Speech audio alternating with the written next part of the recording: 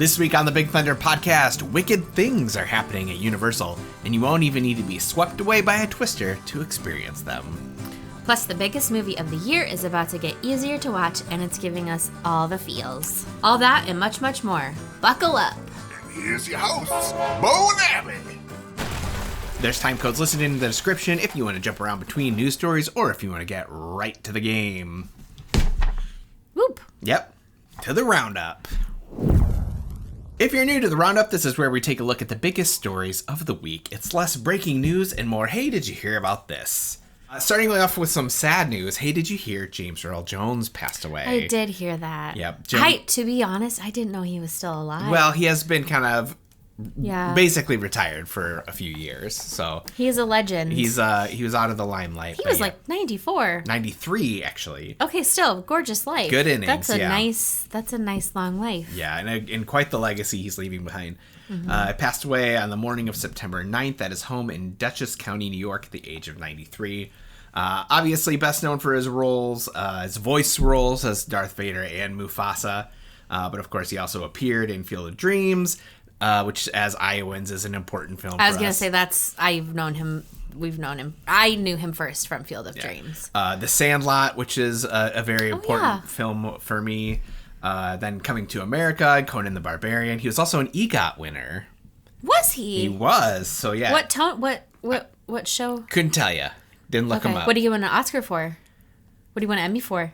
What do you win a Grammy for? I wish you would. A Grammy? Yeah, I wish you wouldn't have asked me what he won them for. That's okay. James Earl Jones has 3 Emmys, 2 of which are primetime Emmys, one that he got for Heat Wave and the other he got for Gabriel's Fire. Then he also has a daytime Emmy for Outstanding Performer in a Children's Special for Summer's End. In 1970, he received a Grammy for Most Promising Newcomer, Male, for The Great White Hope. He has 3 Tonys, one in 1969 for The Great White Hope for Best Actor.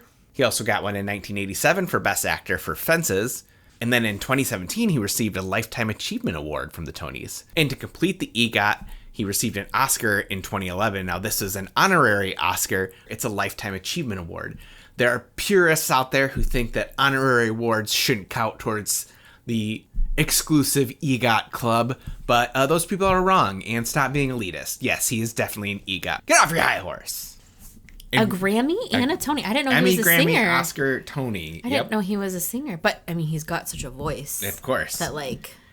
Speaking of which, the irony of James Earl Jones being so famous for his voice is that there was a time in his life when he wouldn't speak at all. When he was little, or when? Well, here I'm gonna play you this clip. This is a clip from 1986. If my voice is famous, it's because of the Darth Vader character in the Star Wars series. When I'm asked, well, did I always have that kind of voice? And the answer is no. For many years, James Earl Jones lived in silence because of a stuttering problem he experienced early in his life.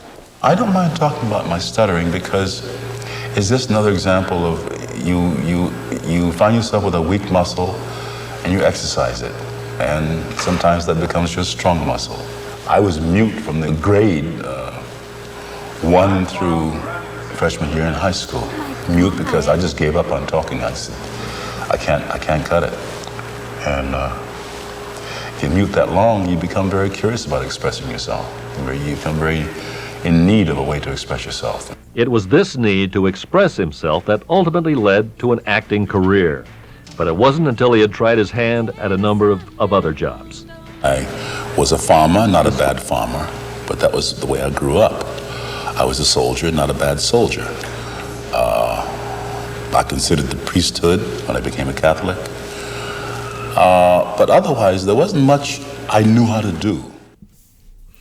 So, yeah. I would watch a story. I would watch his biography. Yeah, he's just got a very inspiring and story. And it's so pretty, how he says his ahs. It's almost like he's British, but he's not. Sure.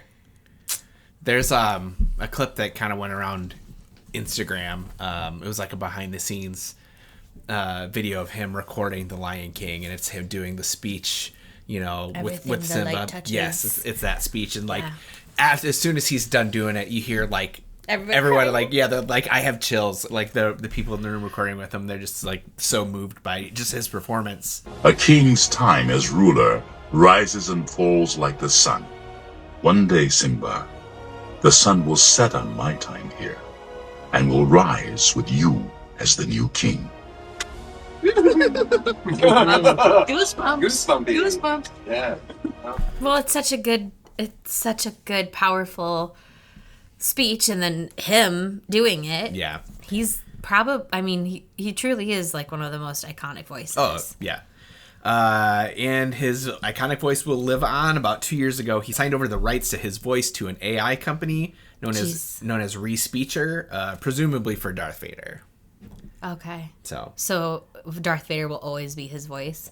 yes, Darth Vader will always be James Earl Jones. I don't think you could do it like use the AI voice to be like a Mufasa or anything that really has to be like human.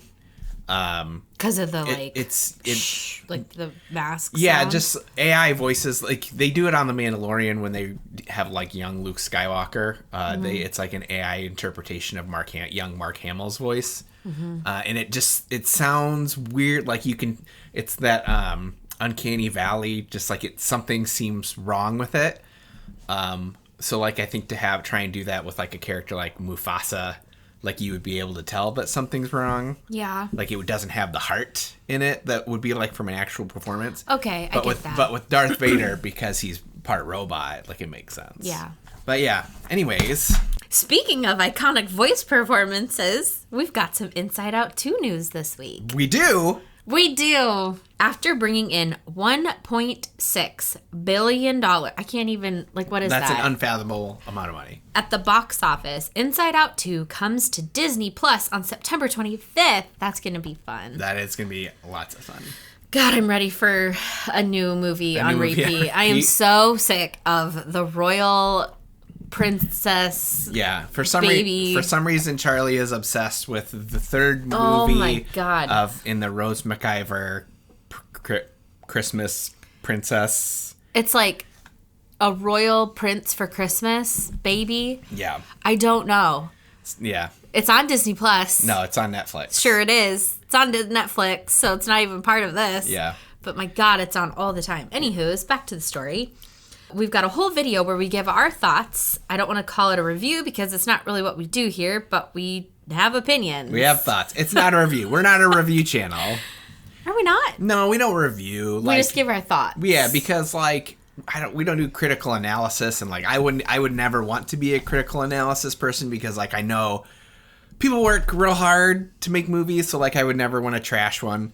And then there's so many reasons why a movie turns out the way it does that we will never know. Be it sometimes it's studio interference and stuff. Sometimes a lot of times people blame a bad script, but the script to the screen can go through many different changes. So we're not a review channel. We're a channel that has thoughts on final products. Mm-hmm. Well, I don't know about you, but I took one semester at Kirkwood on film. And so I know things. Sure. I would be ready to critique. Did you know if someone is conflicted in their feelings, they will put blinds on them so there's a shadow? I mean, blinds can mean a lot of things. I do have according to one Kirkwood class. Sure. I have an associate's degree in film and video production. Well, I have one semester at Kirkwood in Iowa. Okay. Oh. Anyway, yeah. All movies are good movies for someone. Yes, every movie is somebody's favorite movie. Yep. So with this, Inside Out 2 is now the highest grossing animated movie of all time. Took the title from Frozen 2. Yeah. Well, it's good. It is good. The fastest animated movie to reach the $1 billion mark, crossing the milestone in just 19 days, was Inside Out 2. That is a lot of money. Yes, it is. I can't fathom. That's Taylor Swift's entire career in 19 days. And as of recording this today, I don't even know what day it is, September 15th? Yes. September 15th. This is the highest grossing movie of the year. Yep. So we'll basically have to see where Deadpool and Wolverine Moana? stops at. It's I'd too be late shocked. in the year. I'd be shocked. Yeah, Deadpool and Wolverine, and what were the other? Well, we've got Wicked. I don't think either of those. I mean, at least by the end of the year, I don't think any of them would have the chance to pass it. Yeah. So I am excited for the movies we have this fall. yes. But TV has really been where it's at for me this year. Yeah. I mean, have you heard of the show called Bridgerton? I'm going to get the Bridgerton jar out. Sorry. Your turn. Okay, and in some news that fits perfectly with this witch-themed episode, Universal Studios is going all in on Wicked over the next few months. I have seen so much Wicked targeted at me. It also could be, no offense, like I'm going to bring up Bridgerton one more time, but it could be because I follow Bridgerton and Johnny Bailey is in it and, you know, the things. But so it could just be like a me thing, but also I feel like I've seen a lot of Wicked stuff so far. Sure. Universal will debut a variety of all-new immersive experiences and exclusive merchandise inspired by Wicked. Do you remember the Hello Kitty store at Universal? Yeah. Yeah, it's gone. It's never coming back. Gosh. Why? Sorry. Why? That Lily, just- that's like the only reason she wanted to go back. Well, it's gone forever. Really? Yep, they're getting rid of it. And, Why? well, starting in late October, Universal Orlando will welcome guests to Wicked, the experience housed in the former location of the Hello Kitty / Universe store, where they will have the opportunity to step into the land of Oz. Guests will be whisked along the Yellow Brick Road. Whisked along the Yellow Brick Road. Hello, Brick. Hello. And into a variety of iconic Wicked locations from Shiz University to the Emerald City. Did you say Shiz University? Shiz. Yeah, that's their Hogwarts. That's the Hogwarts of... Shiz? Yeah. Like, it's the Shiz. I'm aware, but like it's weird. Keep going. Like Wiz. The Wiz Shiz? Yeah. Costumes and props created by the designers from the film will also be on display. There will also be limited time food items at Voodoo Donuts and Toothsome Chocolate Emporium and Savory Feast Kitchen. It's a mouthful. That'll be cool. I bet they do something. Toothful. I bet they put. Wait, that's Wizard of Oz though. I was gonna say the legs. They have the pictures. I could show you. Is it her legs? No, it's just like a pink and green. Oh, I saw milkshake. that. Okay. I think I saw that. Okay. Those are at City Walk. Wicked hits theaters November 22nd. Yeah. So if the people want to check out the Wicked experiences at Universal, the Disney After Hours events that we'll talk about here more in a minute, Fun. or any other magical Disney or Universal experience, they should contact Minnie Vacay. Here on Big Thunder Podcast, we like to keep things as real and authentic as possible. And one hard truth is that for as amazing and magical as a trip to Disney or Universal can be, planning one can be a little intimidating and sometimes even frustrating. What are the best parks for my family? What are the best places to stay for my budget? Do I really need to wake up at 4 a.m. 2 months before my trip to book dinner reservations? It can definitely be a lot. But that's where Minnie Vacay can help you. We are certified Disney and Universal travel planners who specialize in taking the hard stuff off of your plate. We love waking up at 4 a.m. for Disney stuff. And not only are our services completely free to you, but when you book a vacation package with us, we'll send you a $25 gift card. Minnie Vacay is a part of Gateway to Magic Travel, an authorized Disney vacation planner and Disney earmarked agency. Check us out on social media. We're on Facebook and Instagram to get the ball rolling on your next magical adventure, or you can also see all of our information at minnievacay.com. So, tickets for Disney After Hours events are now on sale. How would you spend your 3 extra hours in the park? Well, I would immediately go to the snack cart with a Mickey bar. Sure. And I would load up because they're for free. Grab a couple Cokes, couple waters, also for free. Then I would go to, I think I'd go Big Thunder. So, you're Magic Kingdom for this. Yeah. Okay. Big Thunder is where you hit up first. Okay. Because riding Big Thunder at night and like seeing the castle is so fun. And then Peter Pan. Okay. And then grab some more snickety snacks. Ooh and ah at the beautiful castle. Yeah. Keep on walking. 7 Dwarfs. Maybe Tron. Yeah. Seeing how I'd feel. And then circle back. Actually go say hi to Walt. It's been very rude. We've not said hello. I'll go up to his statue, the partner statue.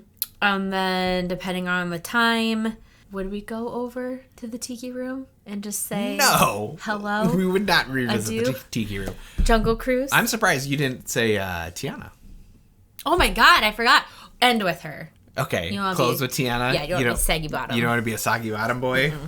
Yeah, soggy, not saggy. Well, saggy. Yeah. Soggy, saggy. That's what I do. What would you do? I wouldn't do Peter Pan. That's a personal would preference. do- That's a no. personal preference. Peter Pan is a must. Peter Pan? What? I mean, I suppose, since they did just change out that scene, I'm more interested, but I would. how many times I gotta ride it? It's the same ride. They literally throw pixie dust on you and you take off flying. There's nothing wrong magical. with the ride. It's just, I don't know that's how I would spend my time in an after hours event. I have 3 hours. But you also have lower weights. You're VIP. Yeah. I don't... Especially after hours. It's not a party. Yeah, I know. I know you're not trying to hit shows or fireworks or anything like that. But yeah, I think you named the ones Seven Dwarfs, Big Thunder, Tron, lots of coasters apparently.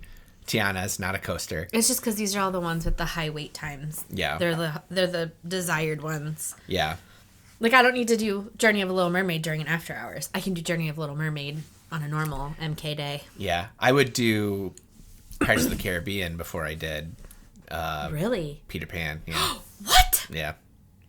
Part of the reason I think I dislike Pirates of the Caribbean, and I don't dislike Pirates of the Caribbean, but it's a long wait, and I feel like the wait to ride payoff, similar to Peter Pan, I feel like the wait to ride payoff isn't in favor of the ride payoff. I'm sorry, but you're wrong. I'm sorry. Hey, if you're having a good time here with us on the Big Thunder Podcast, make sure you check us out on Instagram and subscribe on YouTube. Speaking of YouTube, we maybe got our first comment. Which means you have a sticker to send out. Do they want one?